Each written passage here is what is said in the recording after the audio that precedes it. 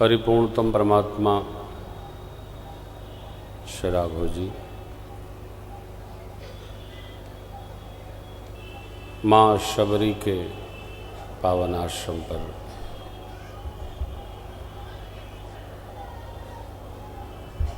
उपस्थित हैं। कल हम आप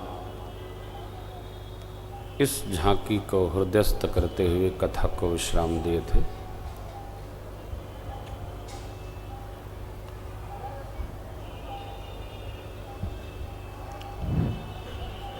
कथा के विश्राम के अपने अपने स्थान हैं।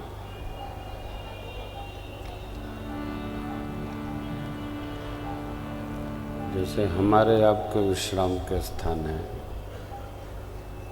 उसी प्रकार भगवत कथा में भी विश्राम के अपने स्थल हैं।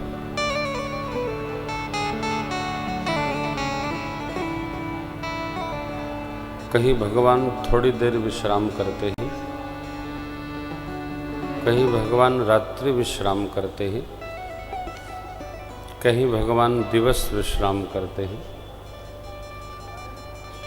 कहीं भगवान महीनों विश्राम करते हैं, कहीं कुछ दिन विश्राम करते हैं। तह पुण्य कछुक दिवस रघुराया, रहे कीन्ह विप्रन पर दाया। सब जगह बहुत नहीं रहा जा सकता और सब जगह कुछ नहीं रहा जा सकता।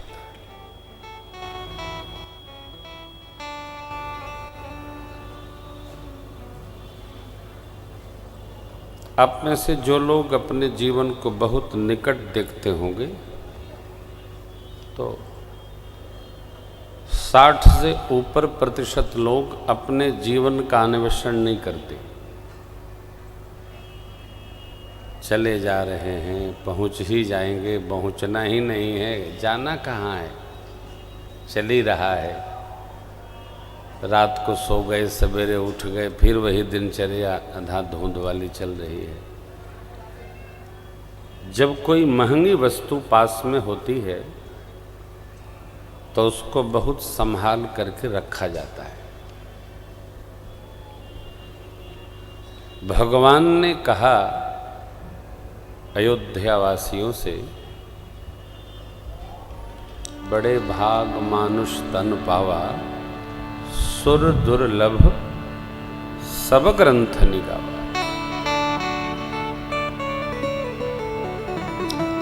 पक्षीराज गरुण जी भुसुंडी बाबा से पूछते हैं कि सबसे दुर्लभ शरीर कौन सा है।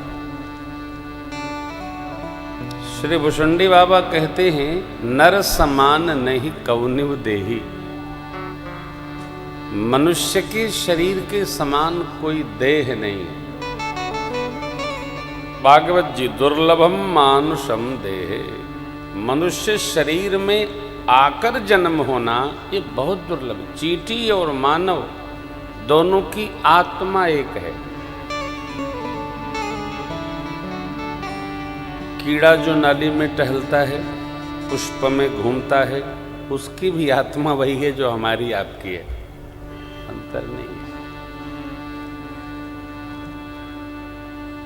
हम श्रेष्ठ हैं, वो निकृष्ट है, ये भगवान की दृष्टि भी नहीं है। भगवान के लिए सब पर मोरी बराबर दाया।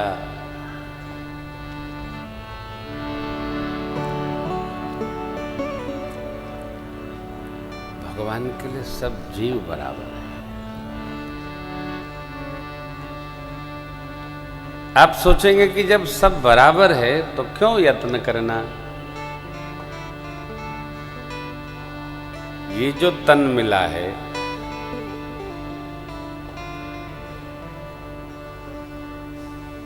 ये भगवान ने अपनी ओर से नहीं दिया है, हमारे आपके सत्कर्मों के प्रताप से ये प्राप्त हुआ है। हमारे आपके सत्कर्मों से भगवान ने सत्कर्मों को देखा, प्रकृति को आज्ञा दी कि यह जो जीवात्मा है ये मानव शरीर प्राप्त करने की अधिकारी है, तो दे दो। ऐसे समझिए अधिकारी। जब कोई जिला बहुत उत्पात करने लगता है, आतंक बढ़ जाता है, दुष्प्रवृत्तियां ऊपर उठने लगती हैं, तो जिले का जो अधिकारी पुलिस प्रशासन का होता है, जो सबसे प्रदेश में सख्त अधिकारी है, उसको वहां पोस्ट दी जाती है, जाओ ठीक करो। अब वो ठीक कुछ नहीं करता है, उसके पहुंचने के पहले जो उत्पाती लोग हैं जिला छोड़ के दूसरे जिला में चले जाते हैं।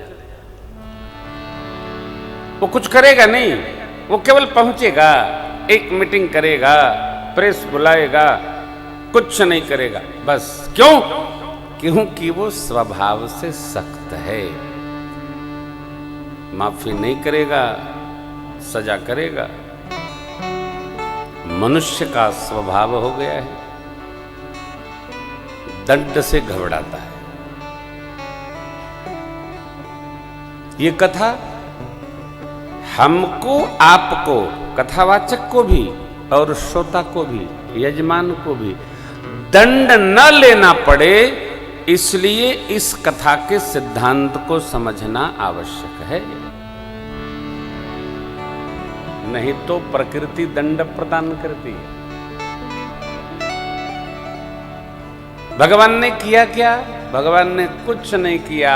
मानव को इस शरीर को प्राप्त करके कैसे रहना चाहिए, यह संविधान भगवान राम ने हमको आपको दिया। बस इतने काम है भगवान। राम कथा में दो पक्ष है, एक अयोध्या वाला और दूसरा लंका वाला।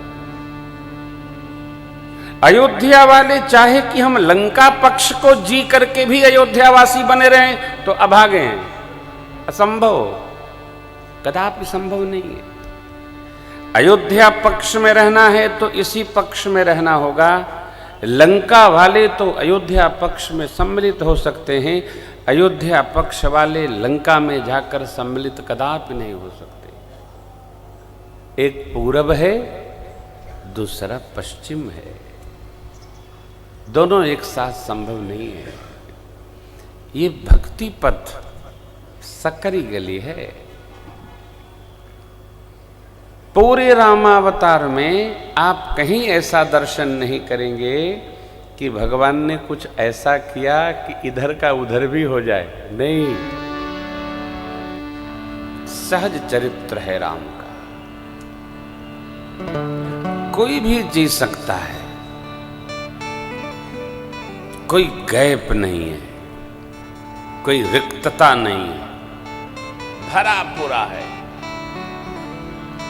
हम आप भी तो मानव हैं, प्रभु मानव नहीं है, महामानव है। रामचरित्र, ओफ,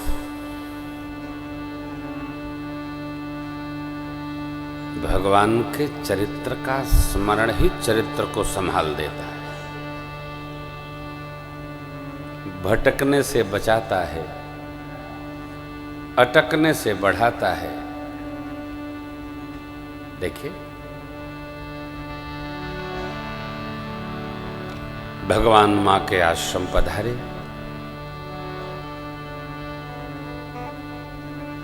और मां ने स्वागत किया। आज मैं दैनिक भास्कर 2-3 दिन से पढ़ रहा हूं। मैं मध्य प्रदेश में रहता हूं तो अवश्य पढ़ता हूं। भैया के यहाँ वही आता भी है। उसके पत्रकार बंधु आए तो 10-5 हजार लोग रहते हैं, समाचार 1 लाख लोग पढ़ते हैं, सबको संदेश प्राप्त होता है, एक जीवंतता हो जीवन में हमारे। तो मैं पहले ही आपसे निवेदन किया, ये मानव का शरीर अनमोल प्राप्त है, और जो वस्तु जितनी अनमोल है उसको उतने दर्द और महम भाव से, श्रद्धा, निष्ठा, व्यवस्था से व्यय करना चाहिए। कहते हैं इन्होंने बड़ी कठिनाई से पढ़ाई की है, इन्होंने बड़ी कठिनता से यात्रा पूरी की है, उसका लाभ होना चाहिए। दुर्लभ शरीर पाकर महाराज ये बार बार दुर्लभ शरीर दुर्लभ, तो इसका लाभ क्या है, बस इसी पर चर्चा करेंगे। कोई एक मार्ग पकड़ लिया जाए कथा सुनकर जो मानव जीवन के लिए श्रेयस्कर हो। एक मार्ग, कौन सा एक मार्ग है? जहां हमारी रुचि हो,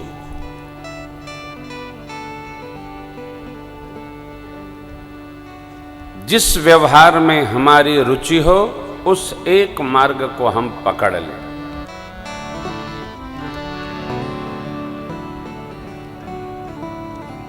मां शबरी ने सद्गुरु के चरण की सेवा की, आश्रम को लेपन करती थी निर्मल करके, गुरुदेव भगवान का आसन लगाती थी, पुष्प आदि लाकर रखती थी। गुरुदेव भगवान जब जाने लगे तो गुरु जी ने कहा, बेटी मैं तो जा रहा हूं, लेकिन मेरे राम आपको दर्शन देने इसी कुटिया में आएंगे, आप प्रतीक्षा करना। और मां शबरी के आश्रम पर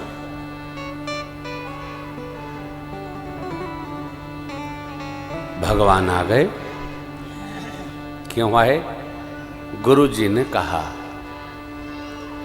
गुरु के बचन प्रति तिन जेही, सपने हूं सुलभन सुख सिद्धि तेही। एक मार्ग, एक पथ, क्या? राम आएंगे, राम आएंगे, राम आएंगे, राम आएंगे। गुरु जी ने कहा था राम आएंगे। तो दिल्ली वाले गीत गाते हैं, पंजाबी गीत है, मेरी झोपड़ी के भाग आज जाग जाएंगे राम, झोपड़ी के भाग आज जाग जाएंगे राम, मेरी झोपड़ी,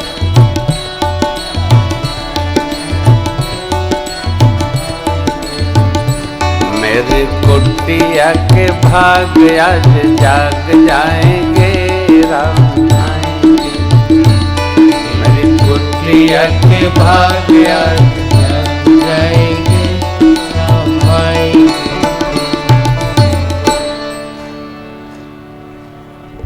ये मां के मंत्र हैं,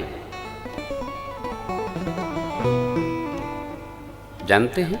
विश्वास ही भक्ति है। भक्ति कुछ अलग से परिभाषित नहीं हो सकती। बिनु विश्वास भक्ति नहीं, तही बिनु द्रवहीन राम। विश्वास नहीं तो भक्ति नहीं। जिसके हृदय में विश्वास है भगवान है, भगवान है, क्यों नहीं, क्यों नहीं है, भगवान है, मिलेंगे, मिले हैं ही भगवान, भाग्यशाली है।